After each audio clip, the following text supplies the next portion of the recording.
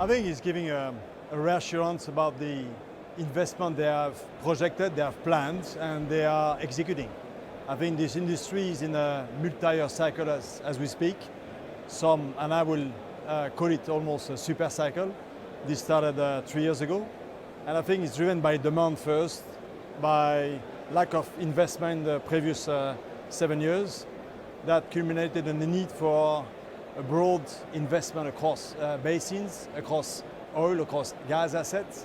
And I think we have seen this happening in the last 2 years, well supported by the discipline that OPEC Plus provided to the supply, hence giving a floor to the oil price and hence providing the favorable investment environment that give us and give the industry the confidence to invest for the long term and to increase capacity to invest in short cycle recovery or production enhancement.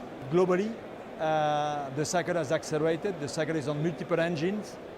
We see 3 attributes of unique to this cycle: breadth across every basin, across every country. We are seeing activity has been moving up and have been receiving investment at breadth in the industry. Resilience, it's a cycle that has proven resilience against turbulent economic, macroeconomic, local, regional, or even oil price turbulence in the last 6 to 12 months. And we see longevity, durability in this cycle. So I don't think that we should make a judgment on the last 3 months of $20 more on the barrel to guide us to the future. I think this cycle is having momentum, and this is only reinforcing the positive sentiment that we can see here in this conference. But the region here, despite the underinvestment, continued pushing forward with their capacity expansion plans. Give us a little bit of a color or flavoring about what's your take from your clients in the region here?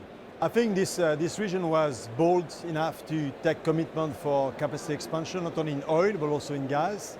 And I think several countries have made national pledge for enhancing and developing their sustained capacity towards 25, 27 or 29, depending on the country. And I think this global and regional commitment, I think, is adding no less than 4 million barrels of combined capacity, no less than 40% increase in gas capacity from 2020 to 2030 in the region.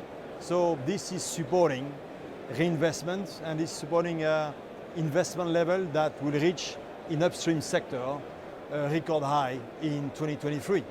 And this will mean and translate into a record high revenue as soon as this year for the Middle East region when it comes to SLB portfolio. So it's not only one country or 2 countries, it's not only oil, it's offshore, land, oil, gas, unconventional, and it's spread across, it has breadth across multiple countries, and it's in different phase of deployment and capacity expansion. So it has breadth, it has, as I said, resilience against the cycle, and it will have durability because there is still exploration in the basin, there is still unconventional projects that are at the early stage, and there is offshore expansion, particularly in Saudi, that is taking place as we speak, that will prolong the cycle of growth beyond 23-24. I'm interested about your take about what's happening in the US shale patch, because since the end of 2019, rig counts have fallen by 40%. Despite that, oil prices in that time period went up by $30 a barrel. But nevertheless, US oil production is hitting a new record at 13 million barrels per day. What are the dynamics in play, at play right now in the US shale patch? Yeah, I think let's not forget that the market has gone to a severe decline in 2020 at the trough of the COVID, but has recovered quite a lot since. Has recovered and has put back to the market tune capacity, rig or frac activity that has been giving maybe better efficiency recovery. So I think the efficiency performance improvement that the industry has been benefiting from and that the technology service company has provided to the industry has paid off. This has been balanced by the capital discipline that the customer have been committing to. This being said, I think the recovery, next level of, I would say, intensity and efficiency per well will need to be going to the new level to maintain the production as you see it today.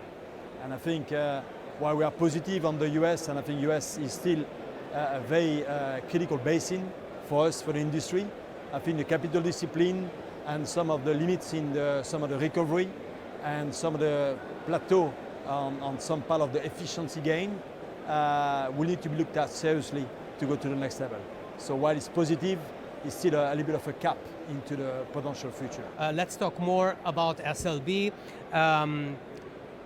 I know there's great uncertainty currently when people are talking about the energy transition, the timelines of that transition. So at SLB, how do you manage this uncertainty when you're looking at the optimal business portfolio? First and foremost, I don't think we see it as an uncertainty, but as an opportunity. Now the size, the scale of this opportunity monetization, this opportunity materialization is differing from which angle we take to look at it, and there's different pathways in which we want to participate. But the key word for us is balance. We want to make sure that we balance our portfolio of investments, of technology, of business to leverage our historical leadership in oil and gas service as a technology company, and then we transition into a global technology company to accelerate the transition to the new energy system of the future. So our strategy is threefold and built on three pillars around the core, digital, and new energy. In the core, we are willing to innovate our resilience through performance and decarbonization.